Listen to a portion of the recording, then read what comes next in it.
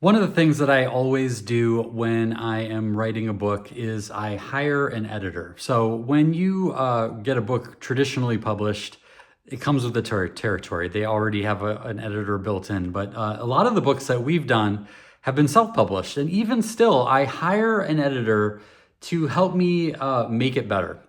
And I did the same thing for this children's book. It has the least amount of words that I've ever written in a book.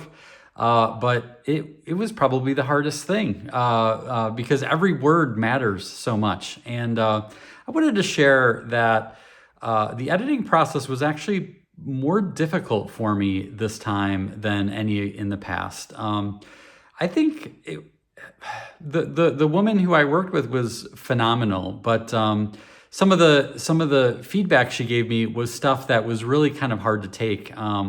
And ultimately, with a bit of perspective, was the right choice. But one of them was there's a scene in the book where Marty has his big breakthrough moment in Topeka, which I was so convinced was a great way to sneak in the word eureka as a way to rhyme it up. And I did some research and I learned that Topeka is where Evel Knievel is from. And so I actually made some artwork with Marty wearing a little Evel Knievel outfit, and you can kind of see it over my shoulder here, this artwork. Well, my editor gave me the advice and let me know that I might run into some copyright issues with the Evel Knievel brand, and so she recommended taking that out. She also wasn't that big of a fan of the Topeka Eureka connection because she said it was a little forced. And, there's just some other things in the process that just sort of, I gotta tell you, it just kind of took the wind out of my sails. And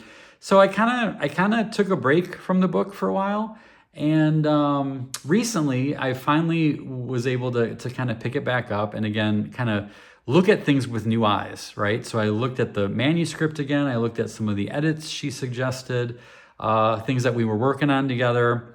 And one of the things that kind of was a curveball for me was this Evel Knievel section, and the Topeka section was kind of like the climax of the book.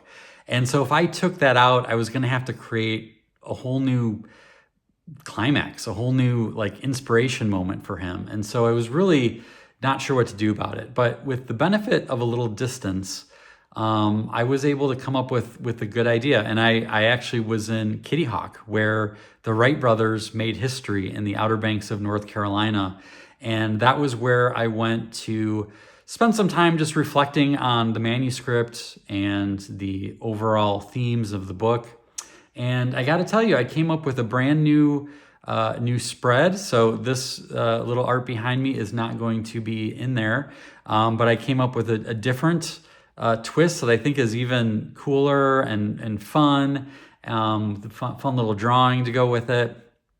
And so I'm back on track, really excited, really getting to the home stretch on the production of this.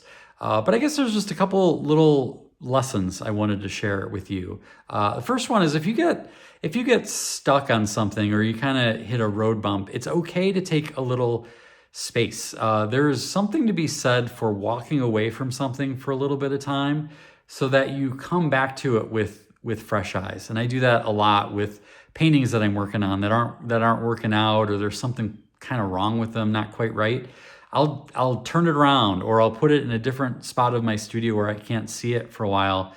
And then when I come back to it, I'm seeing it with new eyes, and almost immediately I can see a solution or how to fix it.